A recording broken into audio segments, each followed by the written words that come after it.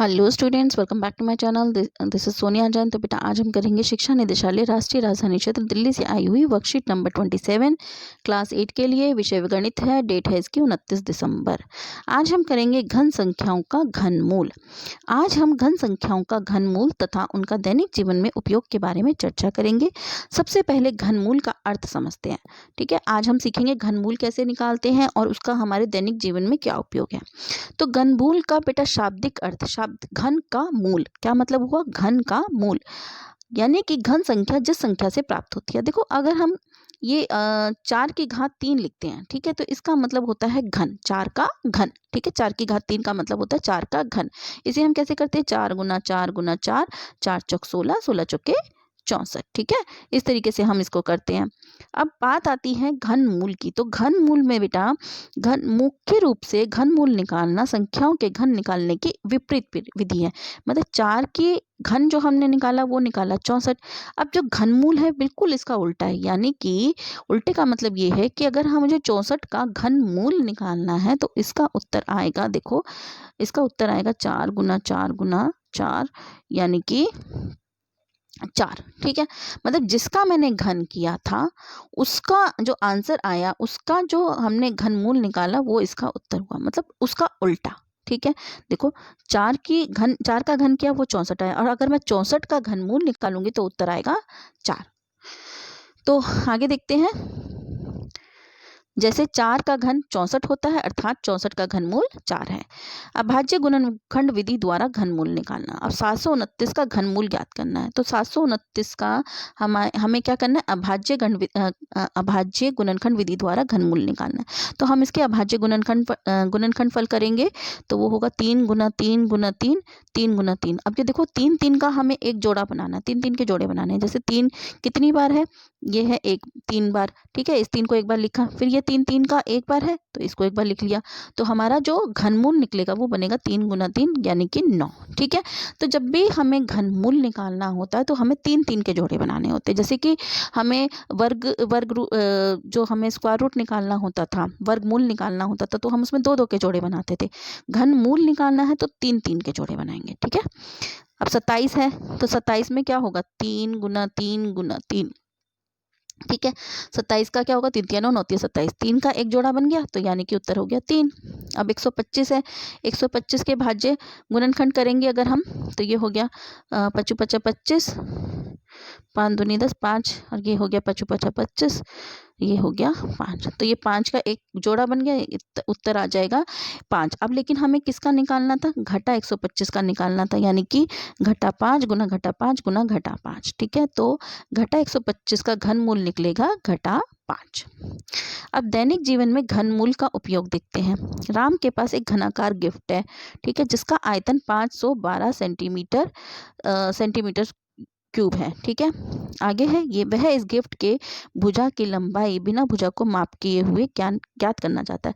वो इस गिफ्ट के जो भुजा की लंबाई है वो जानना चाहता है, लेकिन उसको नापे बगैर।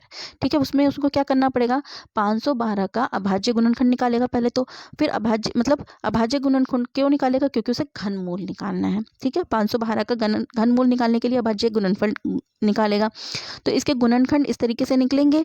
फिर ये देखो 2 2 कितनी बार है? ये 2 एक 3 का एक बार बना लिया, इन 2 का 3 का एक बार निकाल लिया, 2 का जोड़ा 3 बार 1 2 3 एक बार बना लिया, तो ये बना 2 गुना 2 गुना 2, तो ये आ गया 8। तो यानी कि घनाकार गिफ्ट के भुजा की लंबाई हो गई 8 सेंटीमीटर। अब हमारे पास प्रश्न है, इन संख्याओं का घनमूल निकालिए। तो पहले 343 है तो 343 का घनमूल निकाल लेते हैं। ये 7 से जाएगा, ठीक है, फिर 7 से जाएगा, 7 7 49, फिर 7 एकम 7, तो 343 का घनमूल आ गया 7। ठीक है, अगला है 3375। अब देखो बेटा, इसमें ये चीज़ ध्यान रखना कि आपको डिविजिबिलिटी रूल पता होना चाहिए। वो क्या होता है कि अगर देखो मुझे पता है यहाँ पर 5 आ गया, तो मुझे पता है किसी भी नंबर के पीछे 5 या 0 होता है तो वो 5 से भाग हो जाता है। तो मैंने फटाफट यहाँ 5 देखा और मैंने 5 से भाग कर दिया, क्योंकि 5 जो है अभाज्य गुणनखंड है। ठीक है, तो 5 से किया, फिर मैंने देखा यहाँ 5 आ गया, फिर 5 से भाग किया, फिर देखा 5 आ गया तो फिर 5 से भाग किया। अब ये आ गया 27। 27 तो 5 से होगा नहीं, वो किससे होगा? 3 से होगा, 3 निम 27, फिर 3 से किया, 3 3 9 9, फिर 3 एकम 3। अब देखो 5 5 के ये 3 बड़े, इसका एक जोड़ा बना लिया, वो है 5, फिर 3 3 के 3 हुए, इसका एक जोड़ा बना लिया 3। तो मेरा जो उत्तर होगा वो 5 गुना 3 यानी कि 15 हो जाएगा।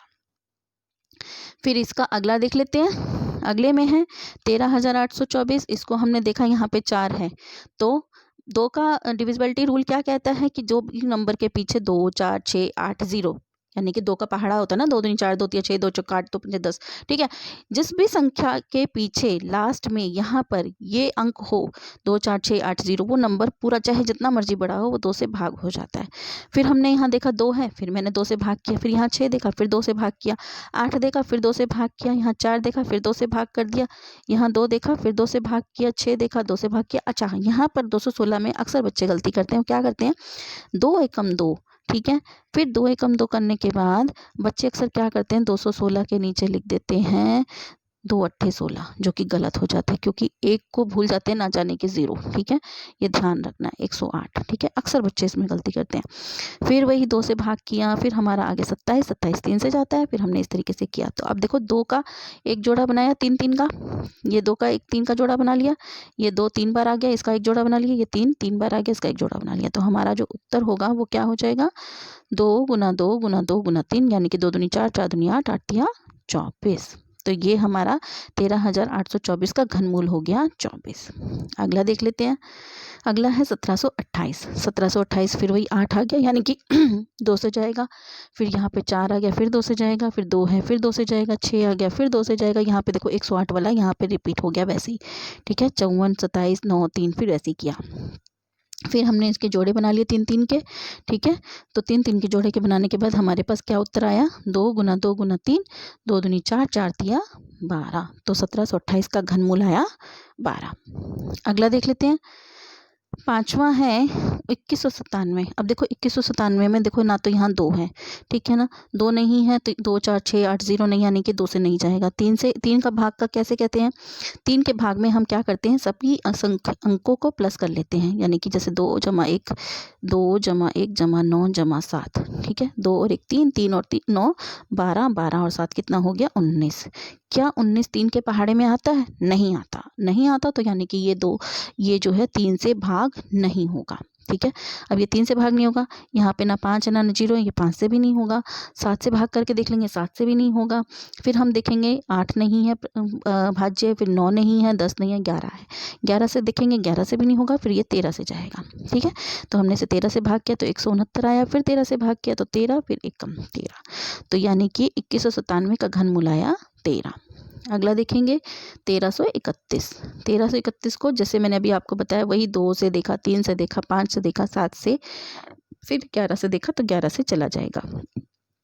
तो 1331 का घनमूल आ गया 11। ठीक है, तो ये इसके सारे पार्ट हैं फर्स्ट क्वेश्चन के। अगला प्रश्न है, उन संख्याओं को लिखिए जिनका यह संख्याएं घनमूल है। मतलब 4 जो है किसी संख्या का घनमूल है, तो वो संख्या बताओ। अब देखो जैसे हमने ऊपर एक एग्जाम्पल समझा था, 4 किसी संख्या का घनमूल है, यानी कि 4 का हमने घन किया तब 64 आया। देखिए मतलब 4 किसका घनमूल है, 64 का।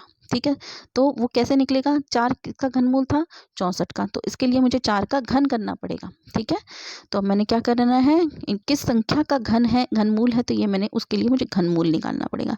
तो मैं पहले 4 गुना 4 गुना 4 यानी कि 4 का घन निकालूंगी, वो हो गया 64। तो यानी कि 64 का घनमूल क्या है, 4 है। अब पूछा है 10 किसका घनमूल है, तो 10 का घन करना पड़ेगा। 10 का घन होगा 10 गुना 10, 10 गुना 10 100, 100 गुना 10 1000, यानी कि 1000 का घनमूल 10 आएगा। इसी तरीके से अगला है 6। 6 किसका घनमूल है, तो मैं उसके लिए 6 का घन करूंगी। 6 गुना 6, 6 गुना 6, 6 36, 36 6 का 216, तो यानी कि 216 का घनमूल 6 है। फिर है 13 किसका घनमूल है, तो उसको जानने के लिए मुझे 13 का घन करना पड़ेगा, वो होगा 2197, यानी कि 2197 का घनमूल 13 है। अगला है 19 किसका घनमूल है? 19 किसका घनमूल है? तो मुझे 19 का घन करना पड़ेगा। तो यानी कि 19 गुना 19 गुना 19 जो आ गया 6 8 5 9। ठीक है, 6859 का घनमूल जो है वो है 19। फिर है 8 किसका घनमूल है? 8 किसका घनमूल है? उसके लिए मुझे 8 का घन करना पड़ेगा, यानी कि 8 गुना 8 गुना 8, 8 8 64, 64 8 512, यानी कि 512 का घनमूल 8 है। तो इस तरीके से बेटा आपको ये सारे सम्स करने हैं। तो यहाँ पे बेटा वर्कशीट हमारी कंप्लीट होती है। अगर आपको मेरे वीडियोस अच्छे लगते हैं तो प्लीज़ उन्हें लाइक कीजिए, शेयर कीजिए, मेरे चैनल को सब्सक्राइब कीजिए। So stay tune for more videos, till then bye bye.